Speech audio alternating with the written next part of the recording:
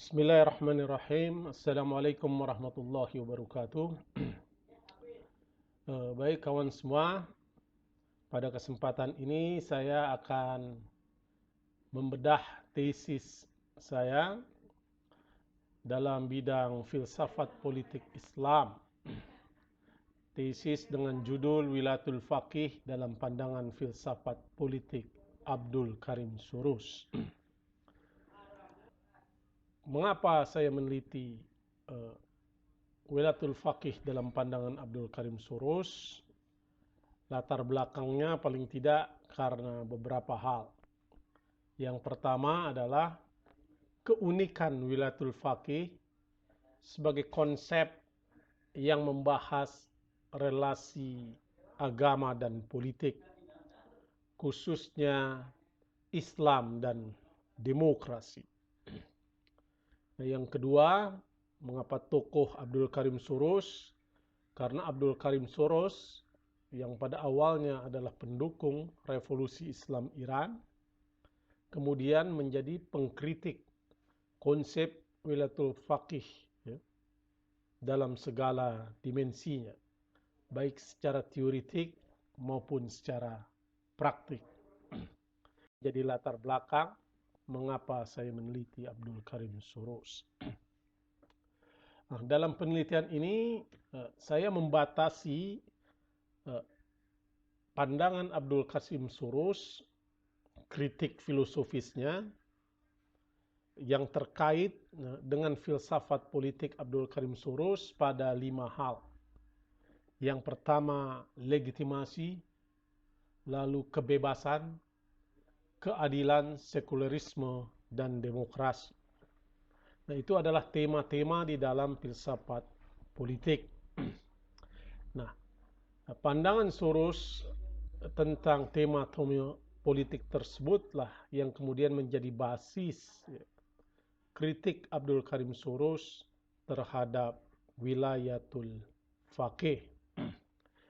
Terakhir, pada bab yang keempat, saya mengelaborasi konsep demokrasi religius dari Abdul Karim Surus yang beliau anggap itu sebagai alternatif dalam melihat relasi antara agama dan politik.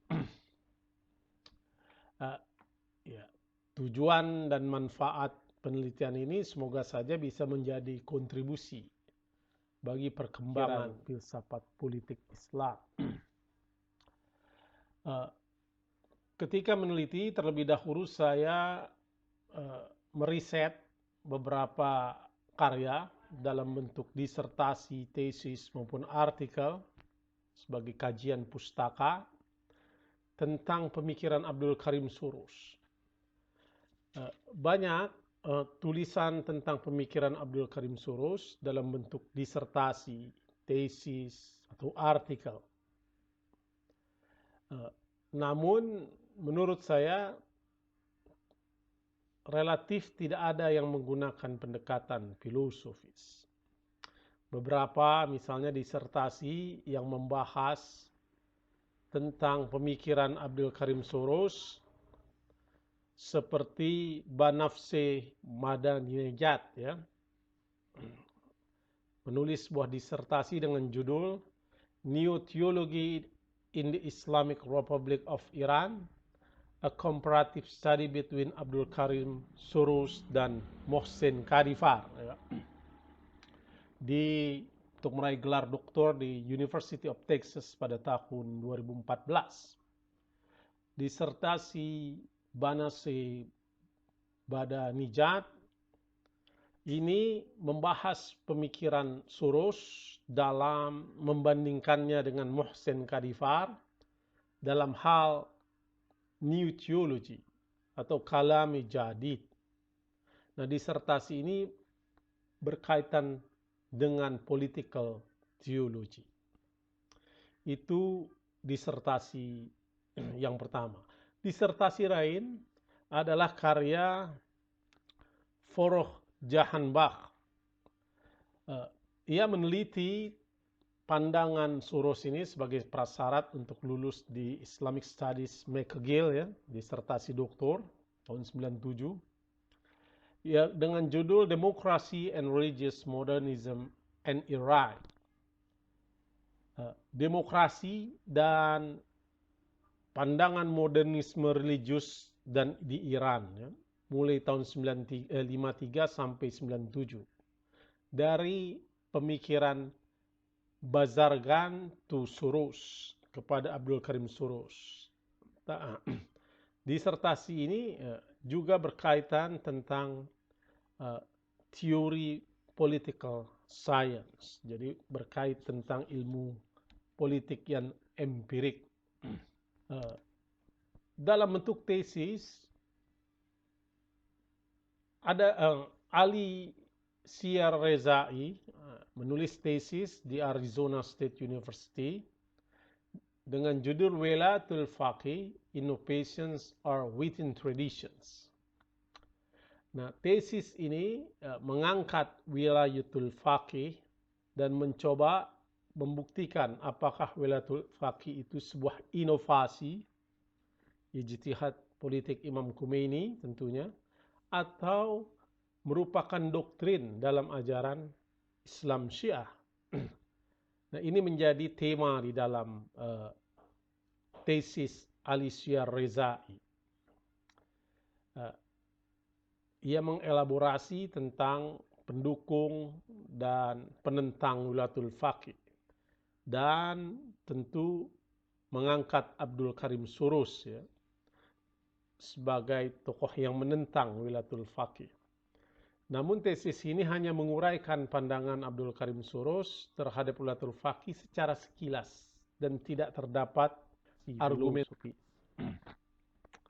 Dalam penelitian tesis ini, saya menggunakan tentu library riset kepustakaan ya, dan referensi primer utama adalah karya Soros yang ditranslate, edit ya, dengan pengantar yang kritis oleh Mahmud Sadri dan Ahmad Sadri dengan judul Reasons, Freedom and Democracy in Islam. Buku inilah buku yang paling populer karya Abdul Karim Soros, pandangan-pandangan Soros dalam konteks politik. Nah, buku ini juga diterjemahkan oleh Mizan ya, tapi judulnya menjadi Menggugat Otoritas dan Tradisi Agama. Rada tidak nyambung judulnya. Dan juga bertentangan ya dengan pandangan Soros itu kalau kita melihat bahwa Soros tidak menggugat tradisi agama. Dia justru memberikan makna terhadap otoritas dan tradisi agama. Itu referensi primer. Referensi yang sekunder itu dihimpun di dalam situs web drsoros.com. Soros mempunyai sebuah situs resmi dalam bahasa Parsi dan bahasa Inggris yang menghimpun semua karya-karya Abdul Karim Soros. Baik itu ceramah-ceramah, artikel, ya, tulisan-tulisan buku, ada semua di situs drsoros.com. Lalu saya ingin mulai dengan bab 1 tentang biografi intelektual Abdul Karim Soros. Abdul Karim Soros lahir di Tehran 16 Desember 1945. Nama aslinya adalah Hussein Haj Faraj Dabak. Dia lahir tepat pada hari Asyura ya. Dan Abdul Karim Soros adalah nama pena. Abdul Karim, hamba Allah, Soros adalah malaikat ya, pencapai wahyu. Itu nama pena yang digunakan. Hussein Haj Faraj Dabak, Abdul Karim Soros. Pada masa kanak-kanak, Soros sangat menyukai puisi Sa'di. Karena orang tuanya hampir setelah sholat subuh selalu membaca puisi Sa'di dengan keras. Itu menjadi tradisi keluarga Abdul Karim Soros. Bacaan orang tuanya tentang Sa'di ini lah yang mempengaruhi Abdul Karim Soros, yang membuat ia menyukai puisi-puisi Sa'di, yang kelak tulisan-tulisan Soros, gaya bahasanya sangat dipengaruhi oleh puisi Sa'di. Tentu selain Jalaluddin Rumi. Pada masa remaja, Soros masuk SMU Alawi yang dipimpin oleh seorang master, kepala sekolahnya di dalam bidang sains. Nah, pada masa remaja itulah Soros mulai tertarik pada sains modern. Ketertarikannya ini juga yang mengantarkan Soros untuk kuliah di Universitas Tehran mengambil jurusan farmakologi. Dan kemudian melanjutkannya di London, di University of London dalam bidang kimia analisis. Nah, ketika di London ini juga dia mempelajari sastra Persia, filsafat, dan riset. Nah, Soros terlibat dalam aktivisme politik sebelum revolusi Islam Iran. Nah, setelah terjadi revolusi, ia kembali ke Iran dan diangkat oleh Imam Khomeini menjadi anggota Komite Revolusi Kebudayaan. Kita tahu pasca revolusi, revolusi adalah menjebol dan membangun. Jadi tatanan lama diganti dengan tatanan baru dalam konteks pendidikan dan kebudayaan. Seluruhnya dibentuk sebuah dewan, komite yang bertugas untuk melakukan perubahan di dalam bidang kebudayaan dan pendidikan. Komite Revolusi Kebudayaan. Dan Soros menjadi salah satu anggotanya. Namun kemudian setelah 4 tahun dia keluar karena berbeda pandangan, karena dia menganggap pesan Imam Khomeini itu adalah membuka kampus, bukan malah menutupnya. Karena kita tahu pada masa itu kampus-kampus ditutup selama beberapa tahun dan tidak dibuka, dan Soros tidak setuju itu dan kemudian ia keluar. Nah, ketika ia keluar kemudian dia aktif di sebuah lembaga penelitian dan mendirikan majalah bulanan Kian. Nah, majalah inilah sebagai media Soros untuk mengeksplorasi pemikiran kritisnya. Nah, pandangan-pandangan kritik Soros ini kemudian mendapat penghargaan dan pujian dari masyarakat intelektual Barat. Ya, mungkin ada dimensi politis ini ya, ketegangan antara Iran dan Barat dengan Amerika dan Eropa. Nah, Soros mendapat penghargaan dan pujian dari masyarakat intelektual Barat. Dia dinobatkan oleh majalah Times pada tahun 2005 sebagai salah satu dari 100 tokoh berpengaruh di dunia versi majalah Time.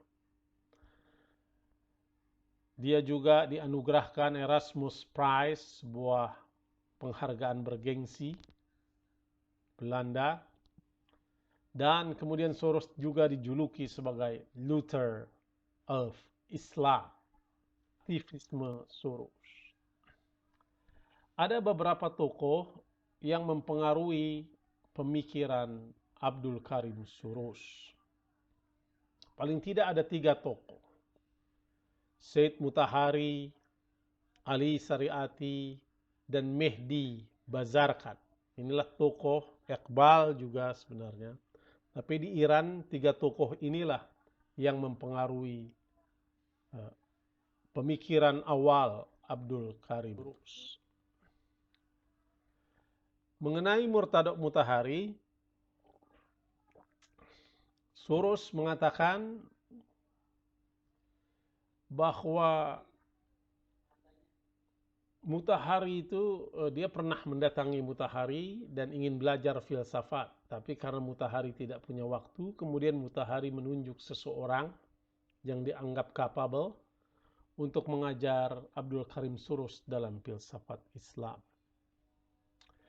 Nah, karya pertama Mutahari yang dibaca Soros adalah interpretasinya terhadap karya almarhum Tobai, yakni prinsip-prinsip filosofis dan metode realisme. Sebuah buku filsafat kecil tentang prinsip-prinsip filosofis dan metode realisme.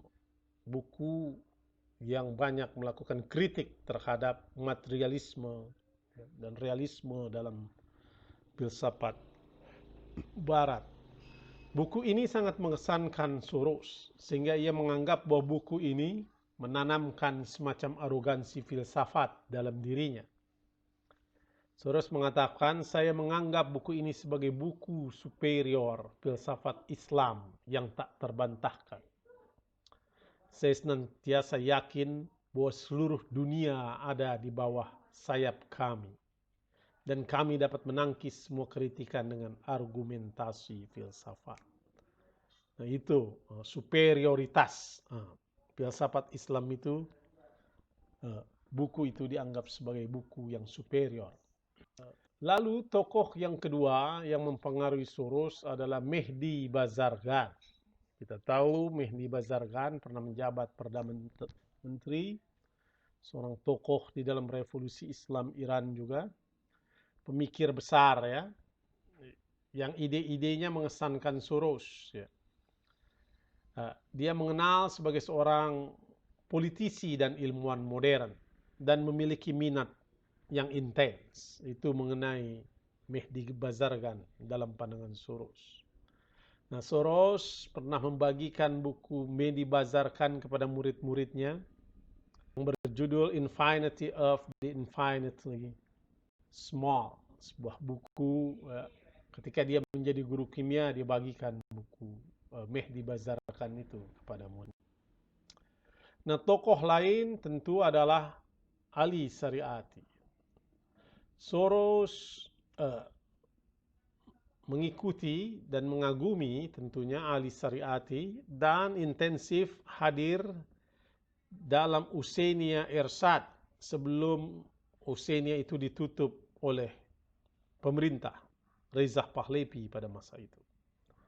Nah, kemunculan almarhum Dr. Shariati dan kuliah-kuliahnya di Husseiniya Irsyad itu, karena Soros baru lulus waktu itu, dia hadir secara intensif di situ, menyimak kuliah-kuliah yang disampaikan oleh Shariati. Itu lalu para filsuf Barat yang mempengaruhi Soros, yang pertama adalah Karl Popper. Mengenai Karl Popper ini dengan karyanya di dalam filsafat sosial, The Open Society and Its Enemies, sangat diapresiasi oleh Soros.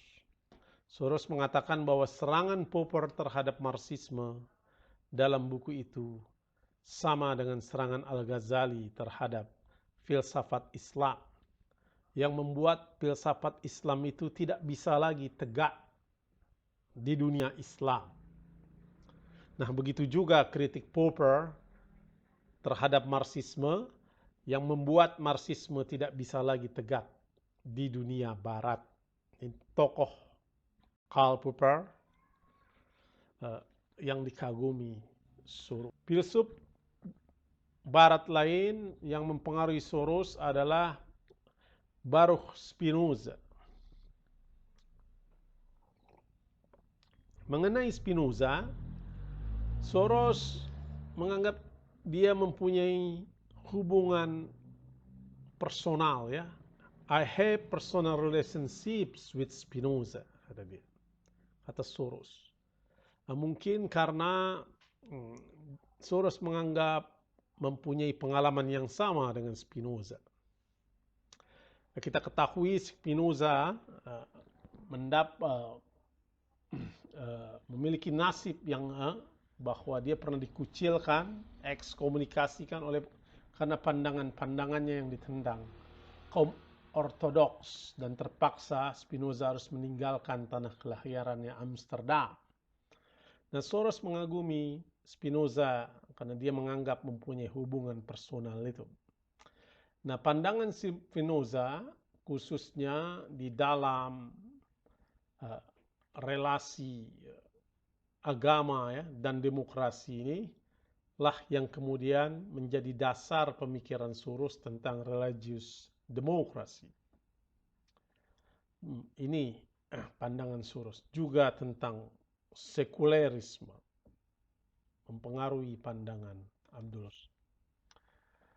Nah, yang paling berpengaruh dalam hidup Soros tentu adalah Jalaluddin Rumi. Bahkan Soros pernah memberikan kuliah-kuliah Mathnawi Rumi di televisi di Iran. Soros mengatakan bahwa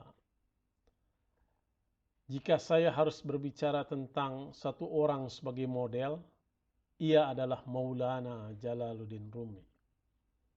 Tidak ada yang memainkan peranan besar dalam hidup saya seperti dia, ujar Soros. Bagi Soros, Rumi mengajarkan cinta yang berfungsi untuk membebaskan akal dari sikap rakus, sikap mementingkan diri sendiri, dan banyak penyakit jiwa lainnya. Nah, Rumi melalui pembebasan akal dari penyakit hati tersebut, maka dalam pandangan Rumi manusia menjadi bebas. Nah, Soros pernah menyampaikan dalam kuliah sebuah universitas dengan menyatakan Rumi sebagai the prophet of love, Rumi sebagai nabi cinta. Itulah rangkaian beberapa tokoh yang mempengaruhi Abdul Karim Soros. Soros pernah melakukan self-recognition, pengakuan diri bahwa dia adalah religious intellectual. Ini sebuah istilah yang berbeda dengan Rausan Fikr, Faqih. Soros intellectual, dia menyebutnya sebagai religious intellectual. Soros menganggap dirinya sebagai religious intellectual dan political secularist, dan dia mendeklarasikan dirinya sebagai seorang sekuler di dalam konteks politik. Ada pandangan Soros, nanti kita akan bahas di depan, tentang pembedaan dia antara political secularist dan political philosophies. Nah, itu berbeda dalam pandangan Soros. Nah, Soros menyatakan dirinya sebagai religious intellectual dan political secularist. Pandangan filsafat Abdul Karim Soros yang saya teliti, saya batasi pada 5 tadi. Yang pertama tentang legitimasi. Nah, Soros menganggap legitimasi diperoleh tidak melalui agama, namun melalui kehendak rakyat. Soros menegaskan dalam konsep negara religius, demokrasi religius, proses legitimasi yang diperoleh bukan dari agama, melainkan dari kehendak rakyat. Itu juga dasar perbedaan antara teokrasi dan demokrasi. Soros juga menganggap bahwa legitimasi suatu negara di dalam masyarakat agama Islam yang dominan tidak bergantung pada mazhab, baik Syiah ataupun Sunni. Legitimasi hanya memiliki satu tiang pusat dan itu adalah keadilan. Kata Soros, legitimasi is only one central pole and that is justice. Jadi dalam pandangan Abdul Karim Soros, dasar dari legitimasi adalah kehendak rakyat, dan poros dari legitimasi adalah justice. Lalu tentang kebebasan, Soros membagi konsep kebebasan menjadi 2, kebebasan politik dan kebebasan filosofis. Yang kedua, kebebasan eksternal dan internal. Kata Soros, untuk mengetahui konsep kebebasan politik, kita mesti mengetahui konsep opositnya, yang berlawanan. Jadi lawan demokrasi adalah tirani. Jadi dalam pandangan Soros, kebebasan politik itu sinonim dengan demokrasi. Demokrasi itu digunakan sebagai sinonim bagi kebebasan. Terkait kebebasan filosofis, Soros menganggap sebagian pemikir melihat bahwa kebebasan dalam konteks filosofis adalah kebebasan sebagai right, sebagai hak. Nah, yang lain melihatnya sebagai reality, itu kebebasan dalam konteks filosofis, sebagai hak dan sebagai realitas. Lalu terkait kebebasan internal, Soros juga membedakan kebebasan internal di dalam diri manusia, di luar diri manusia kebebasan eksternal. Nah, kebebasan internal hanya bisa dicapai dengan membebaskan diri dari belenggu nafsu dan marah. Sedangkan kebebasan eksternal hanya dicapai dengan melepaskan diri dari penindasan raja yang zalim, penipu, atau penindas. Nah, prasyarat untuk mencapai kebebasan eksternal adalah berpartisipasi dalam perjuangan kebebasan, yaitu melalui suatu proses publik yang didasarkan pada peraturan dan ketetapan. Berkait tentang kebebasan internal, maka tentu adalah purifikasi diri, pembersihan diri, tazkiyatun nafs lah kalau dalam bahasa mistisism. Nah, lalu selanjutnya tentang keadilan. Soros memiliki pandangan tentang keadilan. Soros menganggap definisi keadilan, misal sama pada zaman Plato, Aristotle, itu adalah justice as the fulfillment of rights, memenuhi hak-hak orang, atau the paying of debt, membayar utang. Tapi Soros lebih setuju dengan definisi Montesquieu bahwa justice as putting things in their right place. Keadilan itu adalah meletakkan sesuatu pada tempat yang hak. Ini mengingatkan kita kepada Imam Ali bahwa keadilan adalah meletakkan sesuatu pada tempatnya. Keadilan itu adalah induknya dan dia memiliki beberapa nama moral. Nama moral untuk hasrat keadilan adalah moderasi, kata Soros. Jadi moderasi adalah nama moral untuk hasrat keadilan. Nama moral untuk semangat keadilan adalah berani. Jadi keberanian itu sebenarnya adalah nama moral untuk semangat keadilan. Dan nama moral untuk penalaran yang adil adalah kebijaksanaan. Jadi kebijaksanaan itu adalah keadilan dalam penalaran. Nah, oleh karena itulah pandangan Soros tentang keadilan. Oleh karena itu tidak ada moderasi yang baik dan yang buruk, berani yang baik dan yang buruk, ketidakadilan yang baik dan buruk, itu tidak ada. Namun dalam hal kekerasan misalnya, ada kekerasan yang baik dan yang buruk. Ingkar janji misalnya, janji yang baik dan janji yang buruk. Ketidakjujuran juga begitu. Bohong misalnya, ada bohong yang baik, ada bohong yang buruk. Masyarakat Barat ada istilah white lies. Iri hati juga begitu. Ada yang baik dan yang buruk. Nah, itulah pandangan Soros. Jadi Soros menganggap moderasi, keberanian, kebijaksanaan adalah nama moral dari keadilan. Nah, yang menarik adalah pandangan Soros tentang demokrasi.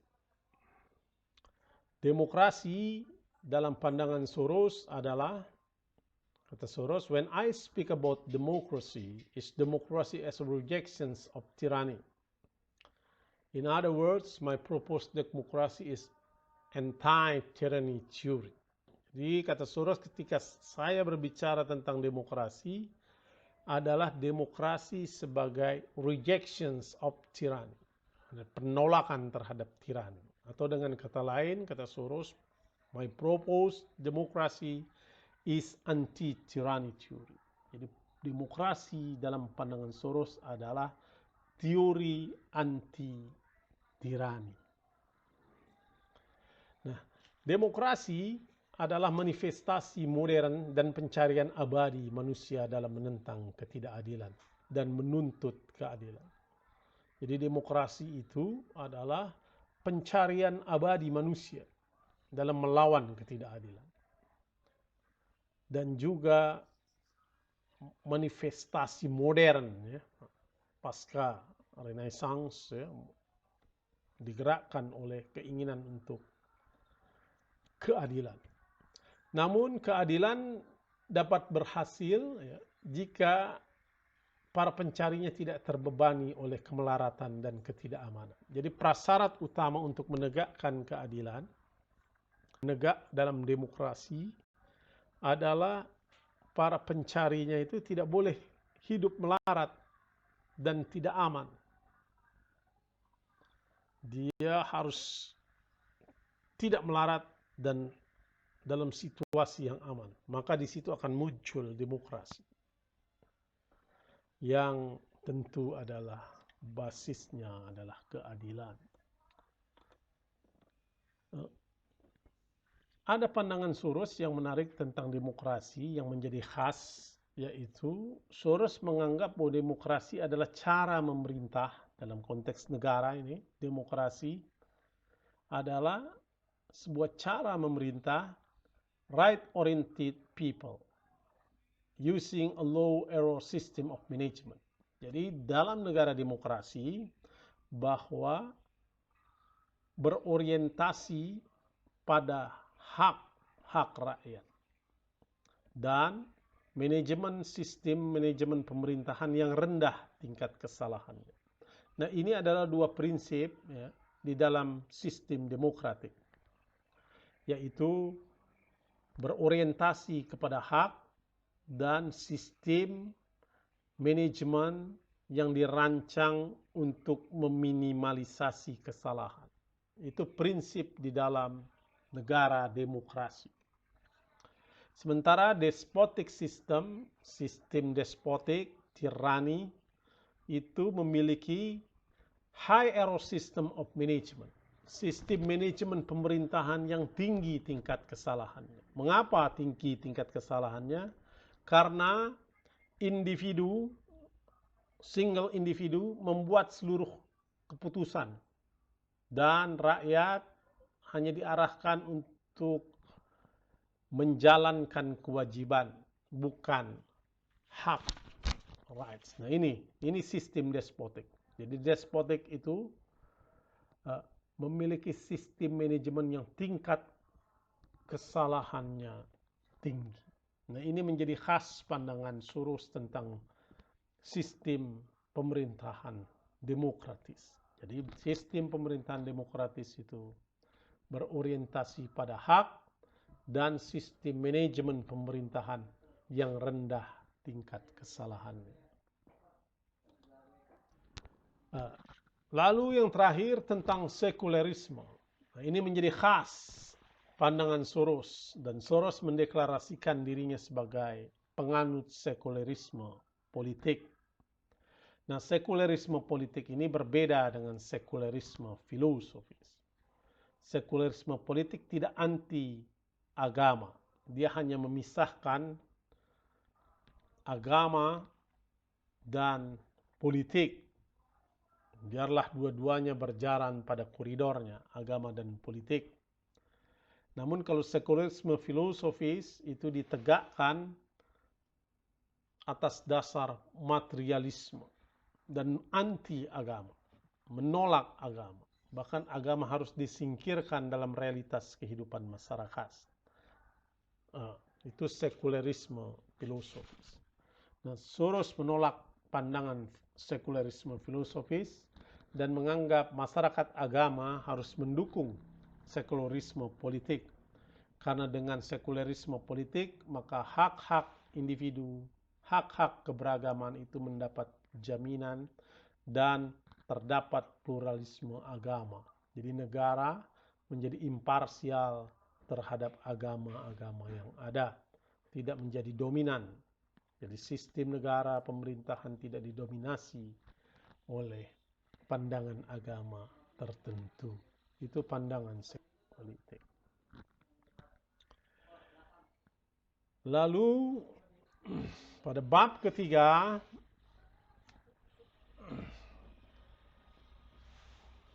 tesis saya membahas tentang wilayatul faqih. Wilayatul faqih tentu mempunyai definisi sejarah dan pandangan ulama Syiah tentang wilayatul faqih. Karena konsep wilayatul faqih itu sudah ada jauh sebelum revolusi Islam Iran. Namun wilayatul faqih pada masa itu hanya terkait pada persoalan-persoalan fikih keagamaan. Nah, pada masa Imam Khomeini lah kemudian konsep wilayatul faqih atas ijtihad Imam Khomeini masuk pada soal politik pemerintahan. Ini pandangan wilayatul faqih. Dalam tesis ini saya membatasi wilayatul faqih Imam Khomeini. Saya tidak perlu menjelaskan tentang pandangan itu, tentang definisi sejarah wilayatul faqih. Saya langsung masuk pada pandangan Soros atas wilayatul faqih. Nah, Soros memandang, dalam pandangan Soros, perdebatan mengenai wilayatul faqih berada di luar lingkup fikih. Jadi Soros memandang perdebatan mengenai wilayatul faqih itu berada di luar lingkup fikih. Karena dalam pandangan Soros, wilayatul faqih itu masalah yang bersifat teologis. Nah, karena masalah nubuwah dan imamah adalah masalah teologis, bukan masalah jurisprudensi atau fikih. Nah, wilayatul faqih itu bagian dari masalah teologis karena dia eksis setelah nubuwah, imamah masuk pada periode kegaiban besar, okultasi besar, ghaibus kubra. Nah, pada masa itu para pengikut Syiah kepemimpinan itu masuk pada pembahasan teologis ini. Jadi dia bukan masalah fikih. Nah, oleh karena itu kata Soros, teori wilayatul faqih sebagai teori pemerintahan harus diperdebatkan dalam ranah teologis sebelum masuk dalam bidang jurisprudensi, bidang fikih. Nah, itu pandangan Soros. Jadi pembahasan wilayatul faqih itu harus diperdebatkan di dalam ranah teologis. Apakah wilayatul faqih itu sebuah inovasi atau dia sebuah doktrin dari Syiah? Nah, dua pandang itu memiliki konsekuensinya. Oleh karena itu, sebelum masuk dalam bidang jurisprudensi, wilayatul faqih perlu diperdebatkan di dalam ranah teologi. Begitu menurut Soros. Nah, Soros melakukan kritik atas wilayatul faqih. Soros memandang konsep wilayatul faqih berangkat dari ideologisasi agama. Ini kritik pertama Soros. Dia menganggap wilayatul faqih itu berangkat dari ideologisasi agama. Dengan keyakinan bahwa Islam sebagai ideologi. Jadi wilayatul faqih itu dibangun dari basis ideologisasi agama. Dengan keyakinan bahwa Islam sebagai ideologi. Nah, Soros memandang bahwa ideologisasi agama ini bertolak belakang tentu dengan agenda Soros, yakni de-ideologisasi agama. Itu pandangan Soros yang pertama. Karena Soros menganggap bahwa ideologi itu temporer. dia dibutuhkan kalau ada rivalnya. Nah, dulu ketika menjelang revolusi, ideologi cocok untuk memobilisasi massa, untuk melawan ideologi yang lain. Tapi setelah berhasil revolusi, seharusnya bukan ideologi lagi, dan ideologi sudah selesai. Gitu, pandangan Soros. Nah, penolakan Soros terhadap konsep Walatul Faqih yang kedua adalah karena pemerintahan Walatul Faqih itu ditegakkan atas kewajiban. Sementara dalam negara demokrasi modern lebih menekankan pada hak. Itu. Jadi Soros menganggap kelemahan dari sistem pemerintahan Walatul Faqih itu ditegakkan atas kewajiban. Jadi rakyat dalam pandangan ini paradigma keagamaan itu ditegakkan berdasarkan kewajiban, sementara paradigma modern itu lebih menekankan hak. Nah, ini terjadi semacam kontradiksi gitu dalam praktek. Nah, untuk memahami itu terlebih dahulu kita harus memahami relasi Islam dan demokrasi.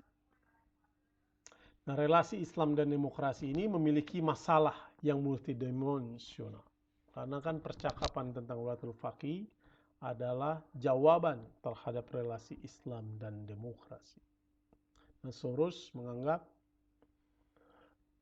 masalah utama antara merekonsiliasi Islam dan demokrasi terletak pada pandangan dunia atau world view. Nah, pandangan dunia Islam menjadi basis Walatul Faqih dianggap Soros lebih mementingkan kewajiban, duty. Sedangkan pandangan dunia demokrasi lebih mengutamakan hak atau right. Nah, perbedaan pandangan inilah yang melahirkan ragam pendapat ketika berbicara relasi antara Islam dan demokrasi.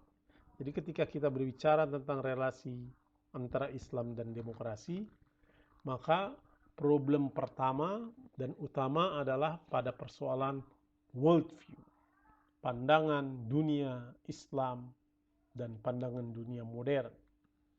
Pandangan dunia agama mementingkan kewajiban, sementara pandangan dunia modern lebih mengedepankan hak. Nah, ini yang tidak menjadi masalah dalam relasi Islam dan demokrasi. Nah, Soros mengatakan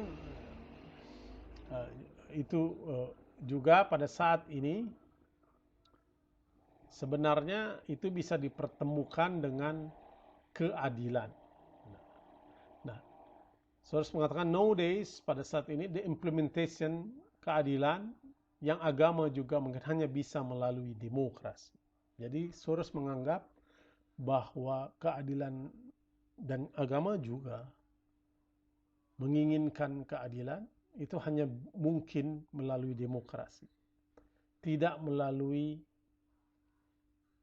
individual rules, aturan-aturan perseorangan, atau juga melalui guardianship, tidak melalui perwalian. Nah, ini pandangan Soros yang bertentangan dengan para pengusung Wilayatul Faqih. Tapi kedua-duanya ditegakkan berdasarkan basis keadilan. Wilayatul Faqih juga tentu sebuah derivasi dari al-adl al-ilahi, bagaimana keadilan Tuhan, keadilan dalam nubuwah, imamah, jemahkan dalam masa kegaiban ini, bahwa itu diserahkan kepada otoritas, kepada para fuqaha yang bisa menjalankan keadilan. Nah, ini terjadi silang sengketa antara Soros dan para pengusung Wilayatul Faqih. Nah, untuk menjawab kebuntuan itu, Soros menawarkan tentang demokrasi religius. Lalu apa istilah demokrasi religius? Soros menganggap demokrasi religius ini harus didefinisikan clear dan tidak boleh menyesatkan orang. Dalam pandangan Soros, demokrasi religius bukan berarti mengekstrak demokrasi dari agama. Demokrasi religius adalah bentuk pemerintahan di mana nilai-nilai agama tertentu mempengaruhi hukum dan aturan. Itu demokrasi religius adalah bentuk pemerintahan di mana nilai agama tertentu mempengaruhi hukum dan peraturan. Nah, istilah ini berlaku untuk semua negara yang masukkan agama dalam bentuk pemerintahannya. Jadi Soros tidak anti agama. Itu definisi Soros tentang demokrasi religius. Jadi demokrasi religius itu bentuk pemerintahan di mana nilai-nilai agama mempengaruhi hukum dan peraturan. Religious democratic state. Nah, untuk mengetahui, kata Soros, sebuah negara demokrasi religius itu, pertama kita mesti membedakan antara negara demokratis dan negara non-demokratis. Jadi negara demokratis itu lawannya bukan negara agama. Nah, ini orang keliru seringkali memperhadap-hadapkan antara negara demokratis dan negara agama. Bukan. Negara demokratis itu harus dibedakan dengan negara non-demokratis. Ini adalah pembagian yang mendasar dan penting. Nah, kemudian negara-negara yang demokratis ataupun non-demokratis itu bisa religius ataupun non-religius. Jadi negara demokratis maupun non-demokratis bisa religius dan bisa non-religius. Bisa mengakui agama ataupun tidak mengakui agama. Jadi demokratis itu lawannya non-demokratik, bukan agama.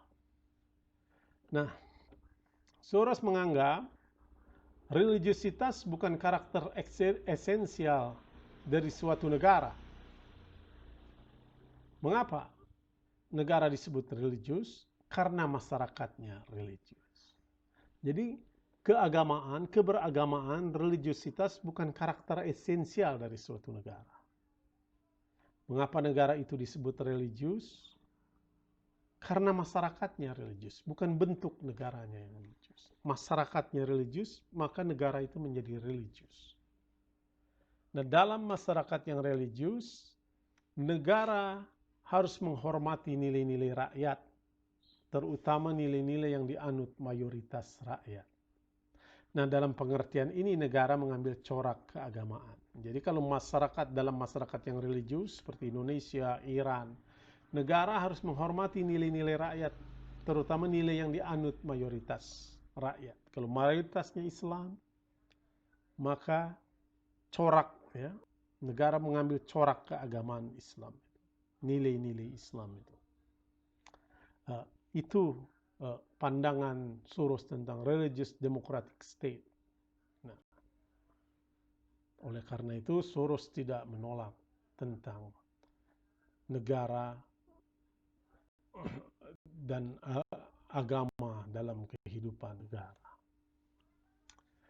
Lalu apa esensi dari demokrasi religius menurut Abdul Karim Soros? Nah, Soros mengatakan dalam sebuah wawancara, ya, we want a religious democracy, ya, ketika diwawancara oleh Pernell Breming, Iran, we want a religious democracy, pada halaman 7. In any political system, there are some fundamental ethical values. Kata Soros, pada sistem politik itu ada nilai-nilai etik yang fundamental yang mesti dilindungi. Apa itu? In liberal democracy, it is the freedoms of individual.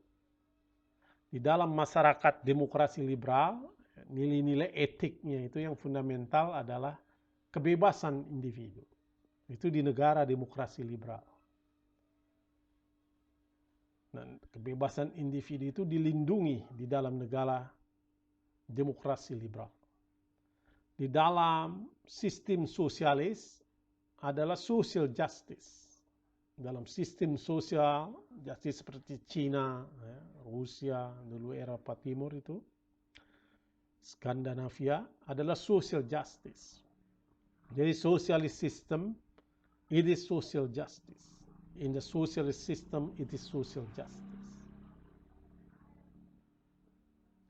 And in a religious democracy, it is backbone of religious morality. Nah, di dalam negara demokrasi religius, backbone-nya, tulang punggungnya adalah moralitas keagamaan, moralitas keberagamaan.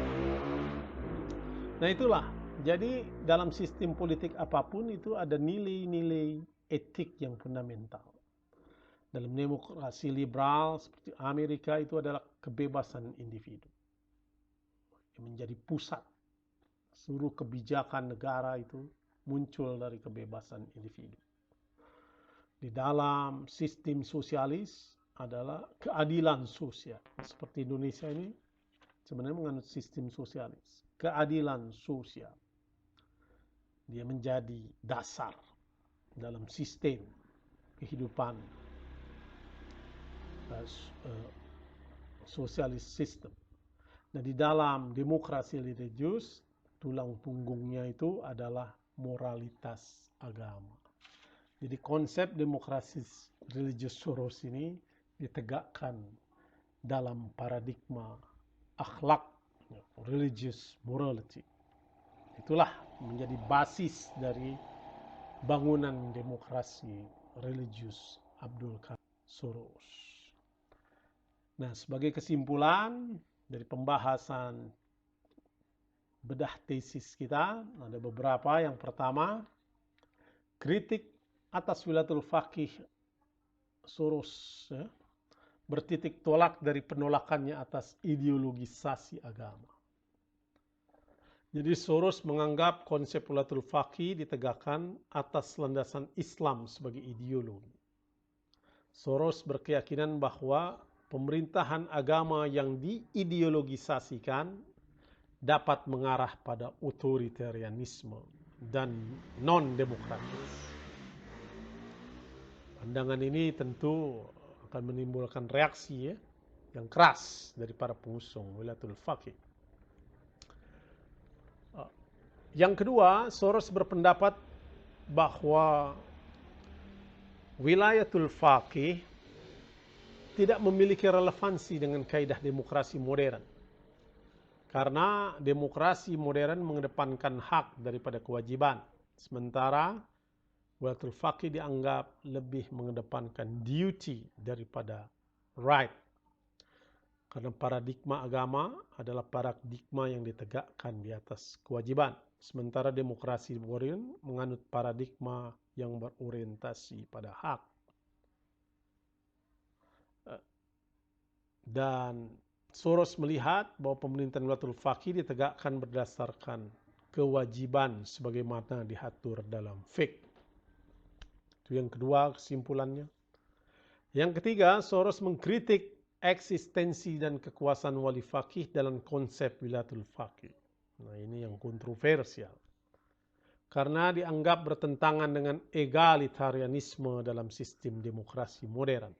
Nah, tentu ini paradigma Soros yang berbeda dengan para pengusung wilayatul faqih. Nah, yang terakhir, yang keempat, Soros sebenarnya tidak menolak sistem pemerintahan Islam, Islamic government. Soros tidak menolak Islamic government. Namun ia membedakan antara Islamic government dan jurisprudensi government. Soros mengelompokkan wilayatul faqih sebagai jurisprudensi government, pemerintahan jurisprudensi, bukan Islamic government, bukan Islamic government. Jadi Soros menganggap wilayatul faqih itu bukan pemerintahan Islam, tapi pemerintahan jurisprudensi. Mengapa? Karena pemerintahan itu, ini berangkat dalam teori Soros Qab wa Bats, bahwa pemerintahan Islam itu adalah Islamic, suci, abadi. Ya. Sementara wilayatul faqih adalah sistem pemerintahan jurisprudensi. Kemudian Terakhir, ia menawarkan pemerintahan demokrasi religius, democratic religious state sebagai alternatif yang tepat dalam membangun relasi antara agama dan politik.